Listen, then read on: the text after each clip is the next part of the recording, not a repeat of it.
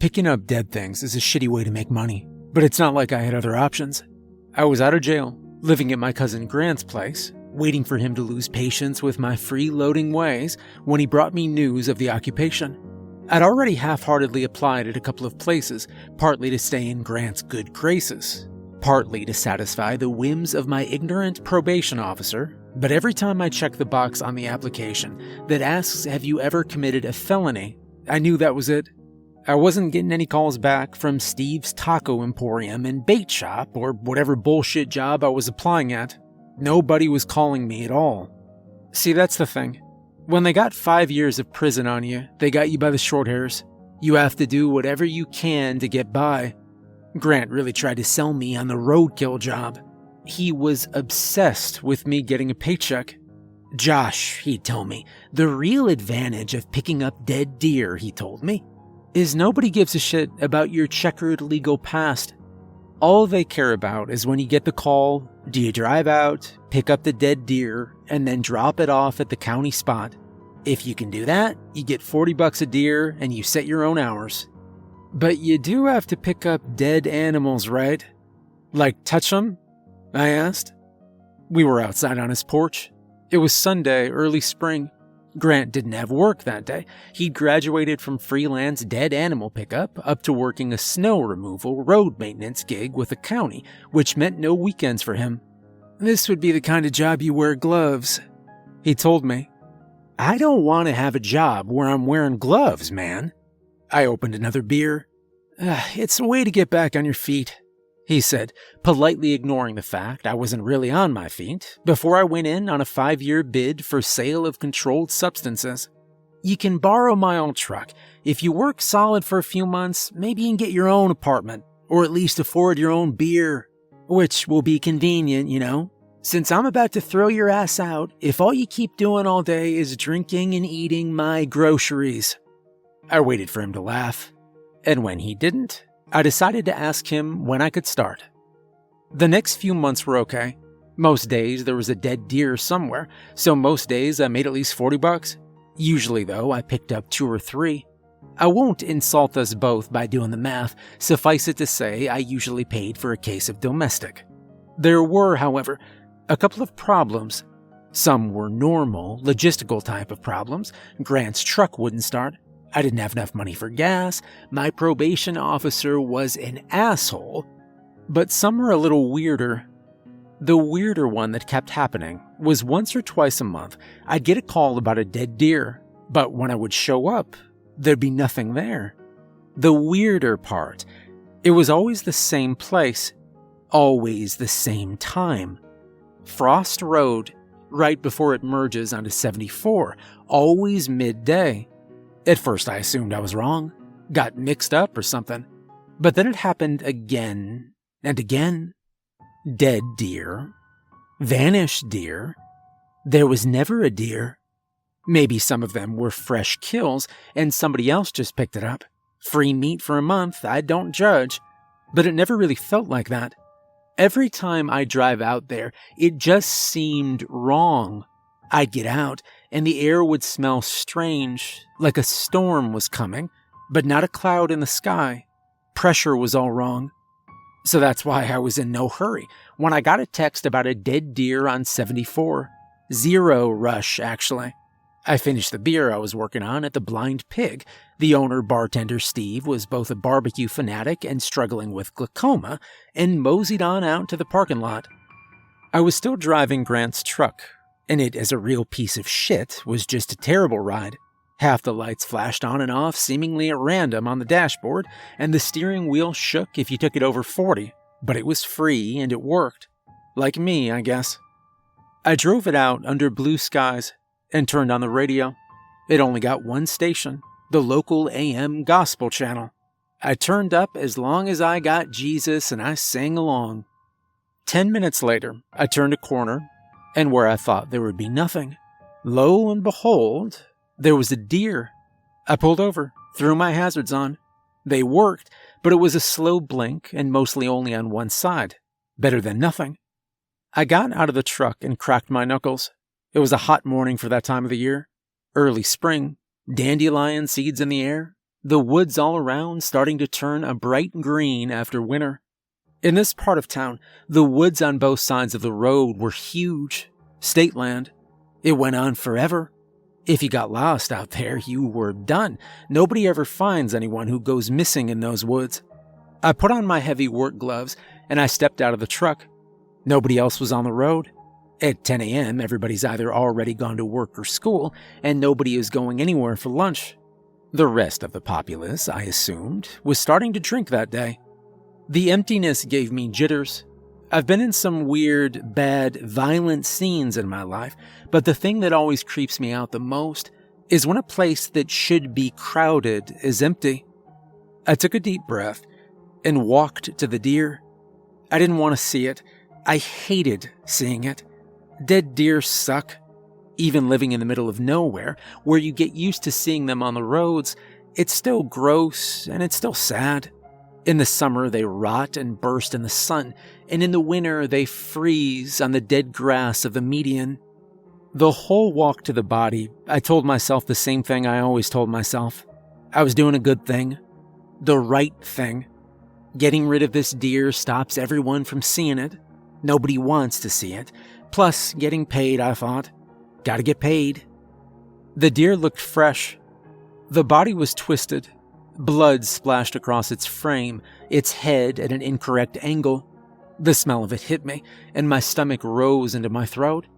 I had to look away and gather myself.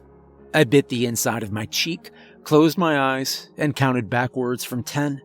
When I said 0, I opened my eyes, and that's when I saw it.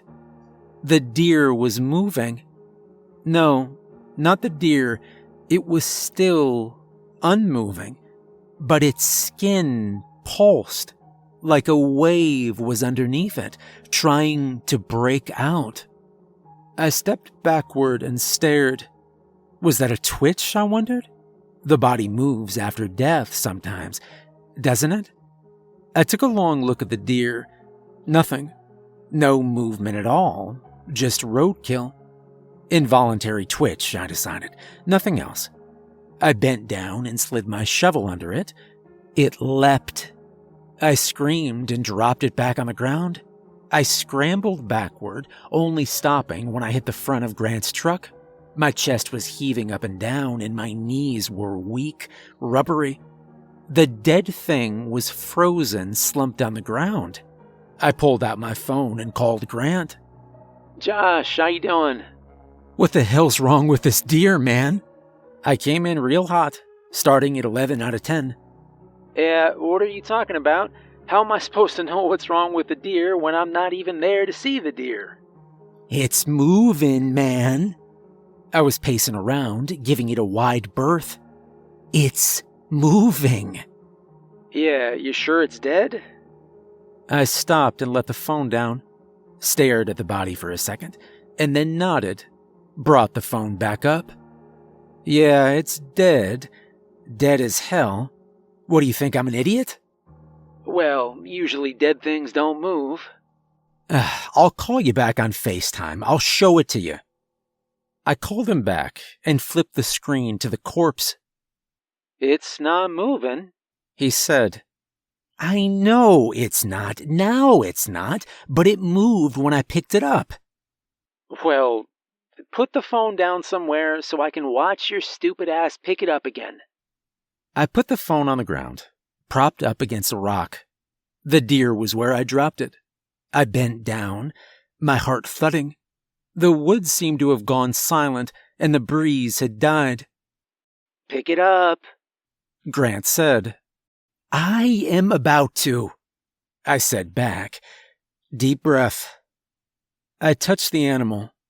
I swear I felt the warmth of it through my thick-ass work gloves.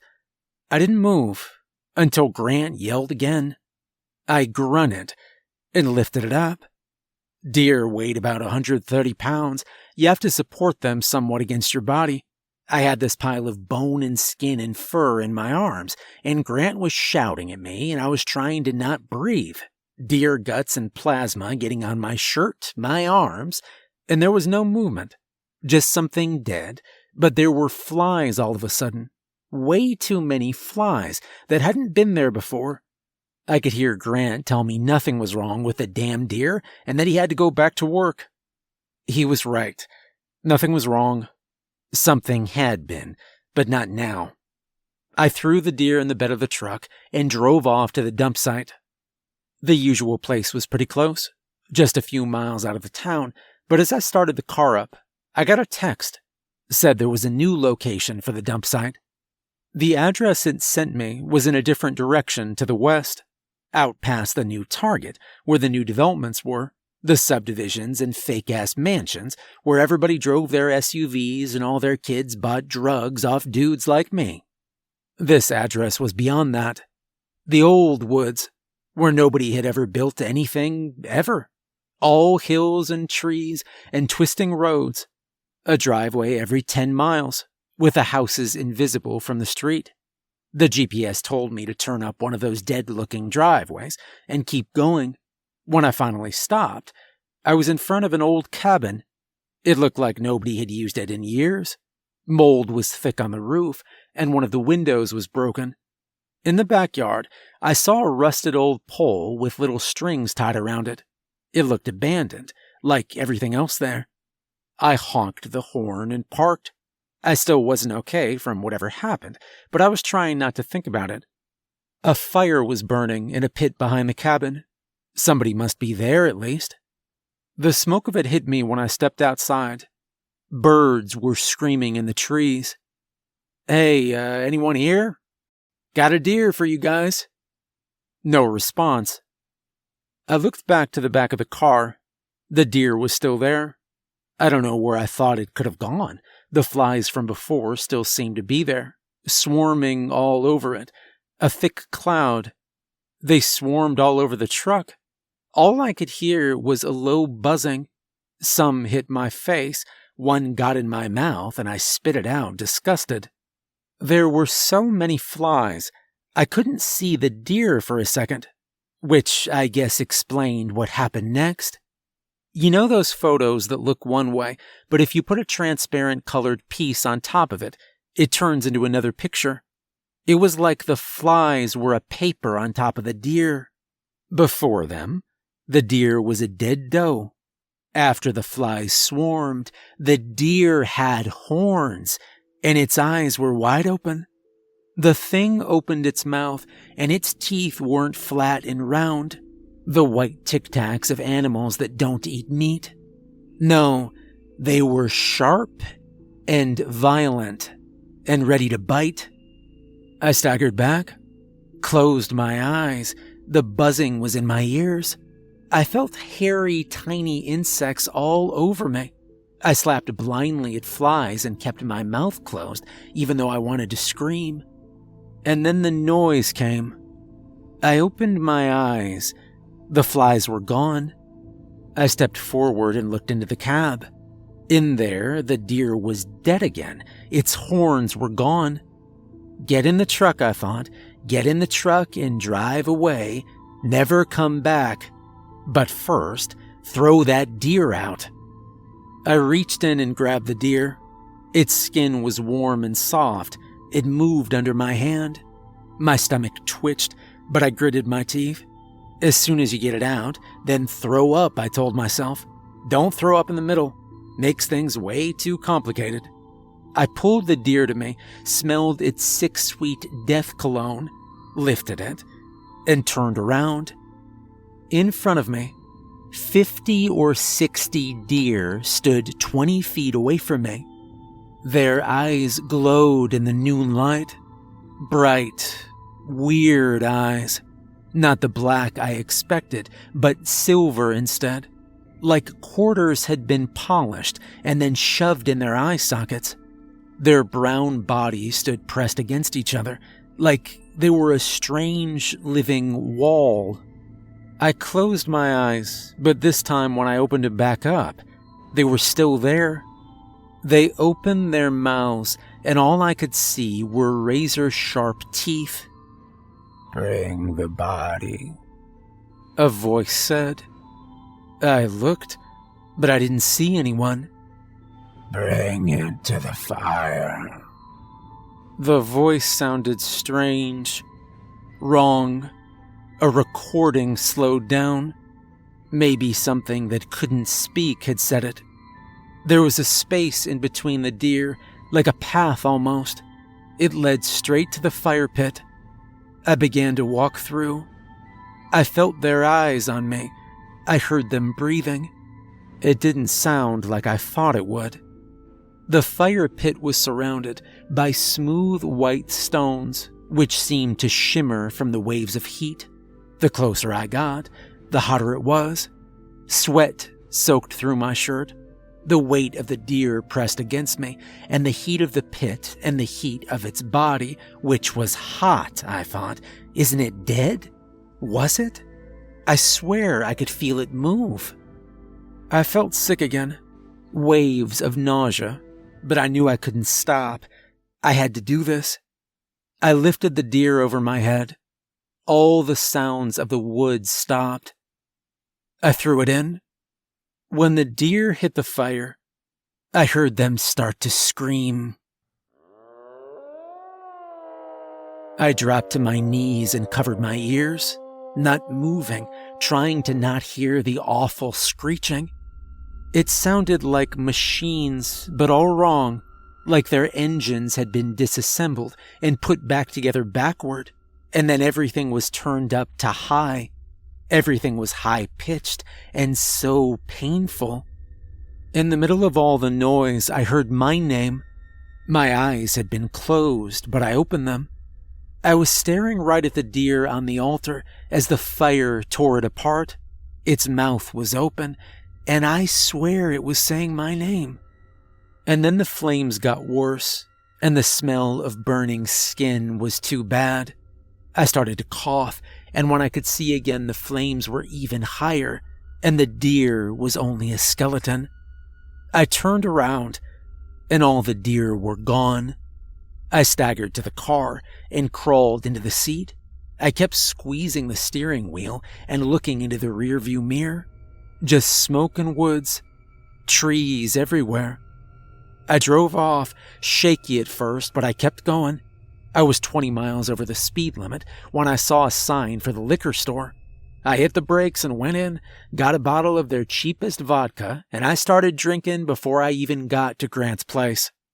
The next day, hungover, I called the county, and I said take me off the roadkill list.